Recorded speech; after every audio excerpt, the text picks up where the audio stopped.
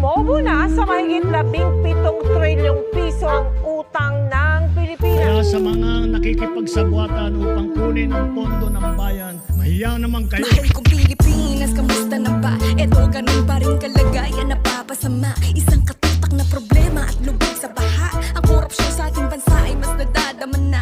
Matataas na tao ang bumubulsa ng ating pondo. Alam nilang mahirap ang madaling manloloko. Pinapabango pa ng mga bobo na deboto. Kasi ang politika ay ginagawang negosyo. Napakadaming dumaing, napakadaming umaray, napakadaming nagtugutom, napakadaming namatay, napakadaming tiwali, napakadaming ng panggap, napakadaming naghihirap, napakadaming ng kurang. Mahal na presyo ng mga bilihin, walang pinagbago. Sa sobrang taas ng lulunod ng mga tao, isaya sa dahilan kung bakit tayo hikahos. Kumayod na sa trabaho, lagi pa rin kinakapos. Mag-eleksyon, kilala ka pag umupo na limot.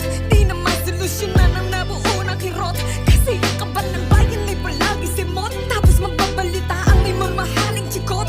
Nagnanakaw para lang sa sariling kapakanan. Mga taong nasa laylayan ng walang karapatan, na lumaban para sa kinabukasan ng bansa. At tayo mga Pilipino, hindi tayo alkansya.